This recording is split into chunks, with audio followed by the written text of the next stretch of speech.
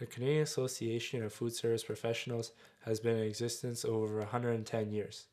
Throughout the lengthy history of the Canadian Association of Food Service Professionals, the focus has been to provide continuous learning experiences and a lifelong learning experience for all of its diverse members.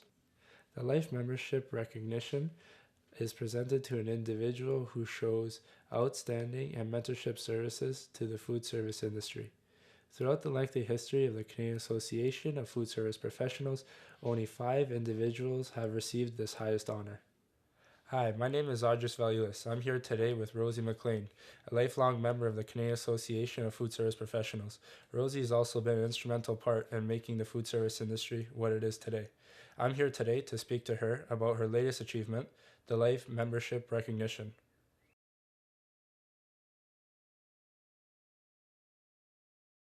Well, I guess the journey began with a very good education, which I was privileged to have in Scotland.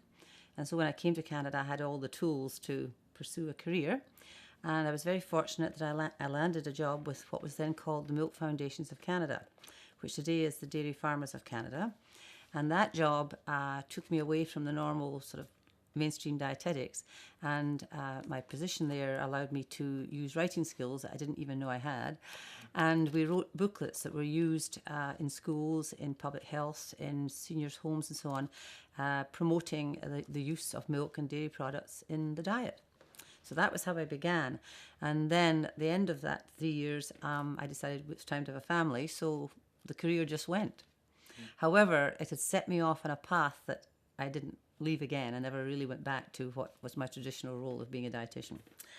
So that was that. So because although I had a solid dietetic background and food service management background, this was completely different. So it was wonderful. So that's how I started that. And from there, this path then led me to forming what became Maclean Food Consulting a few years later. And I've had that company for about 40 years. So there you are.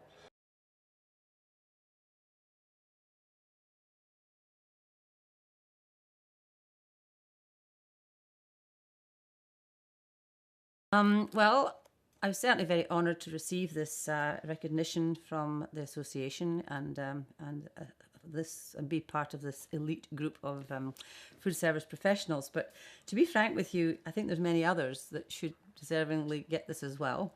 However, I think maybe perhaps one of the prerequisites, you have to be over 65 to get it. So maybe that's why. Maybe that's why there's so few of us. Okay.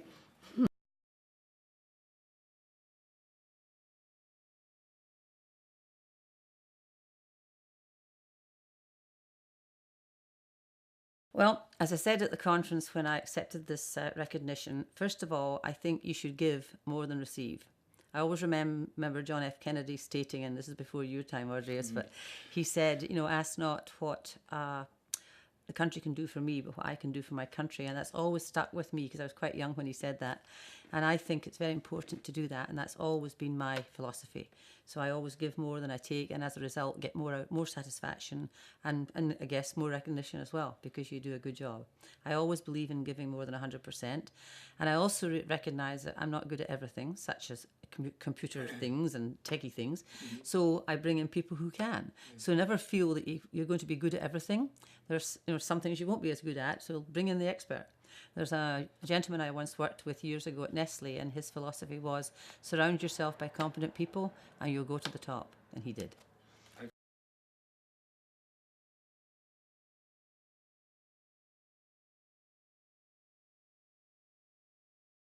Well, first of all, back in the it was about 1998, I think, the Dietitians of Canada put out an RFP to a number of food service professionals in the healthcare industry, asking us to respond to becoming the authors or co-authors or authors of this guide.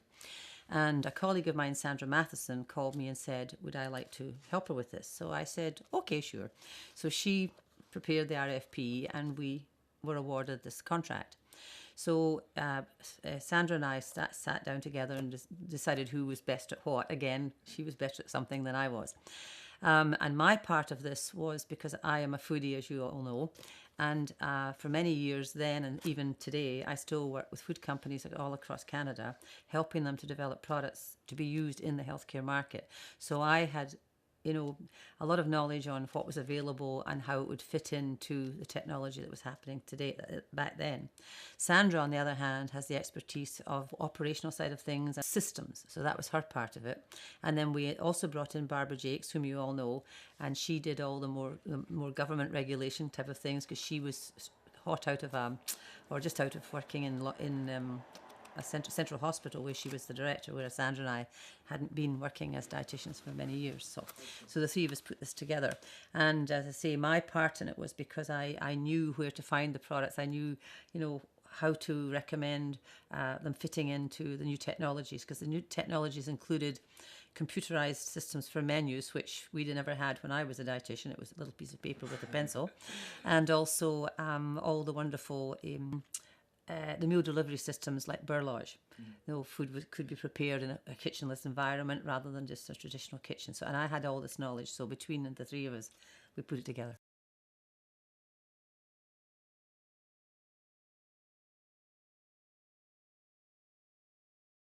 Well, going back to when I first came to Canada and working with the dairy industry, that was just at the same time as margarine hit the market in Canada. And I was so appalled because we were used to margarine in Britain being yellow and looking like butter. When I first saw this little white block of what looked like lard to me with a bright orange pellet inside that was to be mixed to make the margarine, I thought, ooh! However, people thought that we'd been told that butter wasn't good for your cholesterol, etc., animal fat, so they would switch to margarine. Now, fortunately, as you know, that hasn't happened. Butter's still around and people still eat it because I believe in everything in moderation. And the funny thing is that in these days, nobody understood about the hydrogenation of oils, which of course now today is a no-no. So hence today's trans fat trend. So things tend to sort of, go full cycle. And today, of course, manufacturers are producing oils and stuff and processing things that are trans fat free. So that was one trend. The other thing a long time ago was bacon. It used to be the big carcinogenous problem, and people are still eating bacon. So it came and went a bit. And then there was the big diet about 15, 20 years ago to remove all the carbohydrates from your diet, because I used to work with a lot of restaurants here, I still do, and they used to have me help them with their menus. Nobody wanted pasta, nobody wanted rice, nobody wanted anything. But I'm a believer in moderation in every way, and that we need all the macronutrients, whether it be fat, protein, or carbohydrate. So that was another trend, which I think is possibly gone now. Yeah. I don't think too many people follow that anymore, and I think the book's probably been burned. And today, of course, we've now got the next book that's come up is all about gluten. And I think a lot of that is realistic because a lot of people do have intolerances to wheat, particularly since there's been some changes in the way wheat is grown today. But I'm fortunate I don't have any of these problems. But I also, quite frankly, though I have no scientific proof of this, believe that a lot of the problems that people have with gastrointestinal upsets is not so much the gluten, but perhaps the preservatives that are put particularly in baked goods to give them a longer shelf life. A loaf of bread was never meant to last for a week without getting moldy, and it can. So, so I think that's something that maybe is maybe here to stay, but it may not just be quite as in front of our faces as it is just now.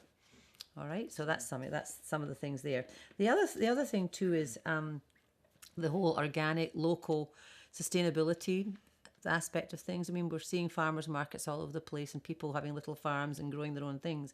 And I think it's wonderful. People do want fresh, but to be realistic in our climate, well, 6 months of the year, we can't really do very much. So we really need to have a little bit of both. So my belief is that, yes, I'm sure the local fresh thing will continue and let's do it, but obviously in season. Yeah, since as you know, I have a healthcare background, and why should a patient get a canned pear in August when we've got lovely pears growing here?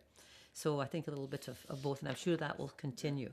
Other things in the future you've asked me about, I think maybe portion sizes. Now, when talking to you and Brendan, you're young and you eat probably 10 times as much as I do, but you've got to remember that the baby boomer generation is in their 60s and on, and they are not eating as much. They also want more variety. They want probably smaller portions and much better quality because they've travelled, they've experienced different things that perhaps their parents didn't do. So I think that's something that maybe in the food service industry we need to be looking at. I think healthier choices are here to stay. I mean, everybody's still going to go to McDonald's or have their fix of poutine or whatever, but I think we'll have healthy choices. I think we'll have new flavor blends because I mean, the food channel's got everybody watching and looking at new things that are coming up. And the other thing, I think, more environmentally safe packaging. I think that's something that perhaps is going to be here and continue. It is here and it's going to continue. And then, as I said to you earlier when we were talking about this, I think maybe many things will go back to where they started. More, comfort foods and, healthier choices, as I said, and more natural flavours.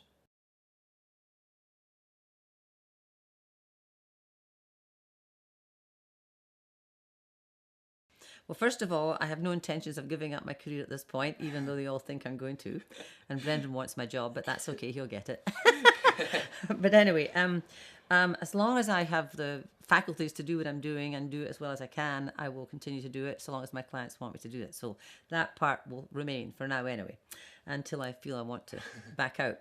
But there's something, yes, feel very, very strongly about. I don't know whether I'll ever be able to do it, but would I ever love to improve the quality of food in hospitals and in particular in long-term care facilities? I mean, to me, food is a nourishment and it's a major part of health and of repair to the body, particularly if they've been sick.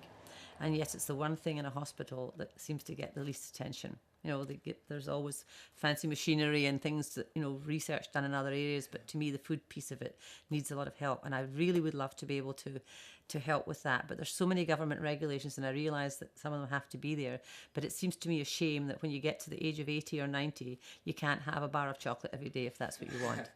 Because we waste so much food because we give them what Canada's food guide or the dietitian says they have to have, but if they don't like it, we're defeating the purpose. So I really would love to be able to make some changes with that. And I have it in a way by working with the manufacturers because they've come up with some really nice products that people do enjoy. So I'm hoping that I continue to do that. We want to thank Rosie Maclean for taking the time to speak with us. We want to further congratulate her on her achievement of the Life Membership Recognition.